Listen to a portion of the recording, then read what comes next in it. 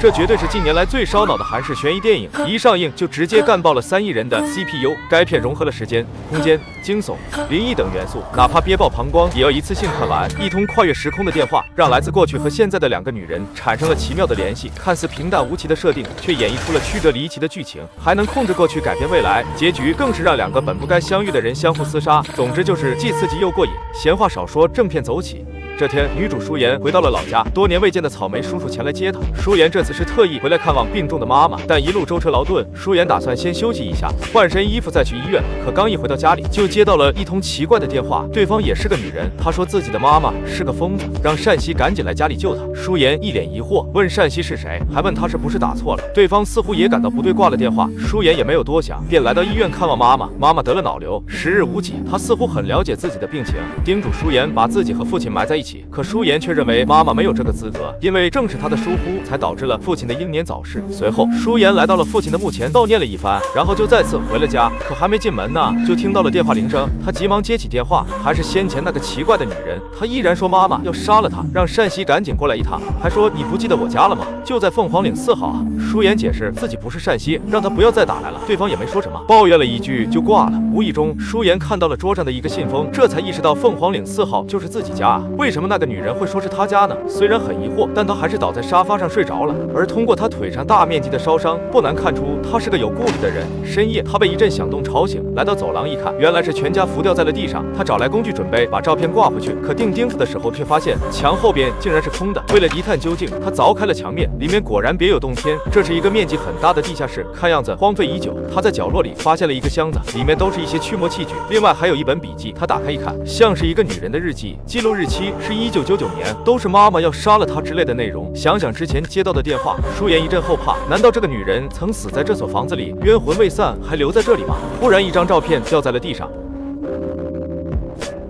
第二天，舒妍找到了草莓叔叔，拿着照片问他认不认识这个女人。草莓叔仔细看了一会儿后，说这个女人名叫英舒，已经很多年没有见过她了，因为箱子里还有一些法器。舒妍便问道：“她是个女巫吗？”可草莓叔却表示她妈妈才是女巫，其他的也记不太清了，毕竟都是20年前的事情了。舒妍只好回去了。可晚上就再次接到了那个女人的电话，语气比之前更慌张，还是让单熙赶紧去救她。舒妍问发生了什么，女人说妈妈要在她身上点火，接着声音就越来越远，而电话的另一头，女孩正被妈妈拖走，拖到地下室后，妈妈就要烧了她。女孩起身逃跑，可在楼梯处被追上，争斗中火把点燃了楼梯。而此时的舒妍这边也发现地下室冒出了浓烟，楼梯间也诡异的冒起了火星。舒妍一脸的蒙圈，这到底是怎么回事？浓烟散去，舒妍主动给女人打去电话，问她是不是英舒，还说自己有她1999年11月26日拍的照片。女人有点茫然，说自己是英舒不错，但今天才11月18号，怎么会有26号的照片呢？为了确定自己的猜想，舒妍说出了她在17号的日记开头写的一句话。英舒打开日记一看，果然一字不差。至此，舒妍确定这是一通跨越20年时空的电话，而且他们正处在同一所房子里。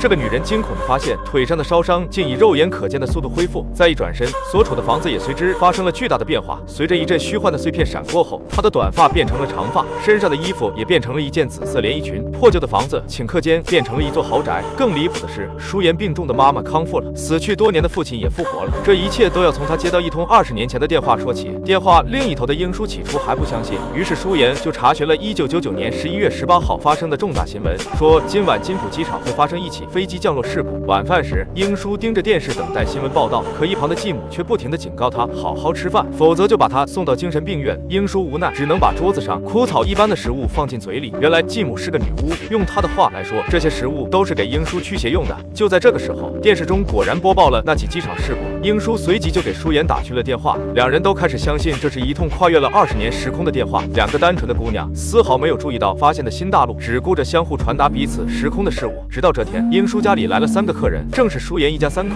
他们是在房产中介的带领下来到这里，20年后舒妍住在这里，说明他们已经把房子买下来了。参观的时候，英舒看到了年幼的舒妍，于是急忙给未来舒妍打去电话，将门外的对话放给他听。听到父亲声音的舒妍顿时泪流满面，因为小时候有一次母亲忘记关炉火，导致致家里发生火灾，父亲死在了那场火灾中，自己也是侥幸才活了下来。见他如此伤心，英叔忽然有了一个大胆的想法，他所处的时空，舒言父亲还没有死，如果他阻止了那场大火，那20年后的舒言父亲会不会也活过来呢？一转眼时间来到了11月27号，英叔趁继母不备，偷偷溜了出去。他来到了舒言家，发现炉火上已经冒起了火光，他急忙冲进去扑灭了火苗，所以舒言那边就发生了开头的那一幕。舒言立刻给英叔打去电话，对他表示了感谢，两人对改变未来的事情都感到欣喜若狂。可英叔的声音太大，把继母吸引了过来，他还以为英叔又犯病了，就把他拖到了地下室，用所谓的巫术给他驱邪。可这哪里是驱邪，分明就是虐待，看着简直比死还要痛苦。舒言从电话里听着英叔的惨叫声，当天晚上彻夜难眠。他不知道继母会对英叔做出个什么，好奇心驱使下，他打开电脑，开始查询有关于英叔的信息。毕竟如今的英叔怎么样了，人又在哪里呢？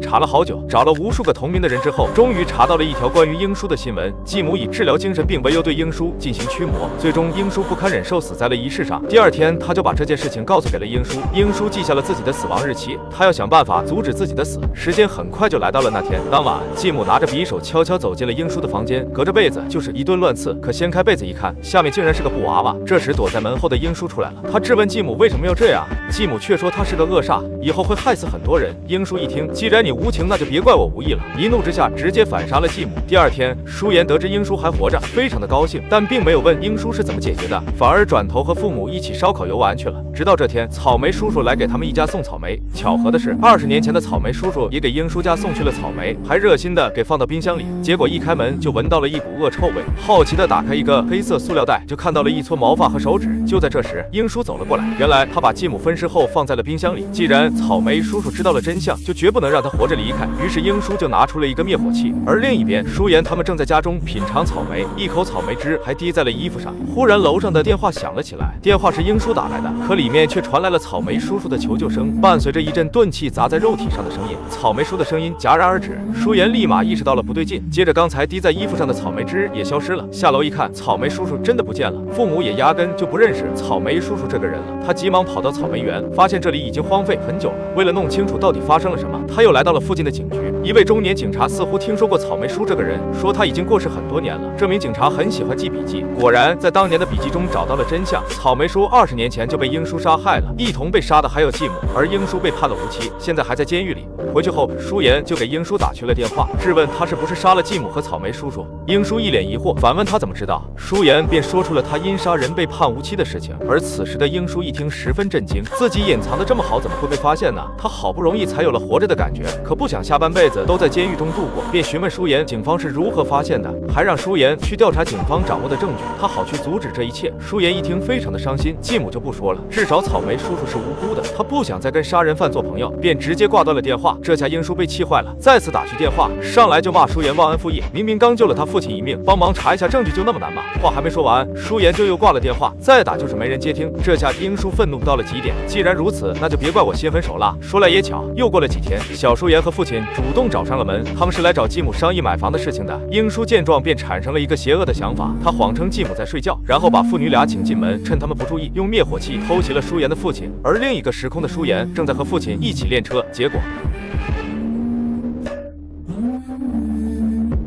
女孩看着眼前慢慢消失的父亲，被吓得不知所措。突然，空间就像裂开了一样，最后父亲和汽车竟然都凭空消失了。舒言无助的崩溃痛哭，他知道是英叔在另一个时空杀死了父亲。他急忙跑回家，却发现家里已经变得破败不堪，地板上写满了接电话的字样。此时，房间里的电话真的响了起来。电话中，英叔承认杀死了父亲，还说谁让他不接电话的。舒言咆哮着，一定要把英叔找出来，亲手杀了他。可英叔却丝毫不慌，他知道舒言无法穿越时空，相反，小舒言还在他手上，杀了他，大舒言也会消失，还可以去杀掉他的妈妈。无奈舒言只好去调查，警方是凭什么证据抓的英叔？很快就查到是一个乞丐捡到凶器送到了警局，通过指纹才锁定的英叔。但他会就这样告诉英叔吗？他不想，但又不能。忽然他想到了一个办法，他开始上网查询英叔时空里当天的意外，果然发现了附近的一起爆炸事故。于是他就把拾荒者的地址改成了爆炸事故的地址，说拾荒者下午5点会在那里出现，而其实那是发生爆炸的时间。于是英叔简单伪装了一下就前往了目的地。4点45分，英叔顺利赶到了那里，只要再过15分钟，他就会被炸死。巧合的是，外面的狗狗传来的动静把英叔吸引了出去。正当他准备返回房间的时候，燃气发生了爆炸。另一边的舒颜眼瞅着时间过去了很久，也没接到英叔的电话，还以为他被炸死了。可忽然那个绝望的铃声又响了起来，原来英叔并没有死，只是受了点轻伤。气急败坏之下，就要教训一下舒颜，将滚烫的开水倒在了小舒颜的身上。而另一个时空的舒颜身体上也随之出现了大面积的烫伤。不仅如此，英叔还告诉了他一件更绝望的事情，其实原本世界里的火灾并不是他妈妈造成的，他是关掉炉火之后才离开家门的，而是年幼的舒颜被电视里的动画片误导打开了炉火，烧死了父亲。不过那时的舒颜应该是得了幻恍症，把一切责任都推到了母亲身上。这么多年，舒颜一直都误会妈妈了。为了防止英叔对妈妈下手，舒颜只好去警局偷了那名警察的笔记，从上面找到乞丐的真实信息，告诉了英叔。英叔随后就去杀了乞丐，并销毁了凶器。本以为事情就这样结束了，可舒颜忽然在笔记上发现了妈妈报案的记录。原来当初联系不上小舒颜和父亲的妈妈，就主动找上了门。可英叔不在，他也不好硬闯，只好来到警局报案。而那名警察就和母亲一起去了英叔家调查。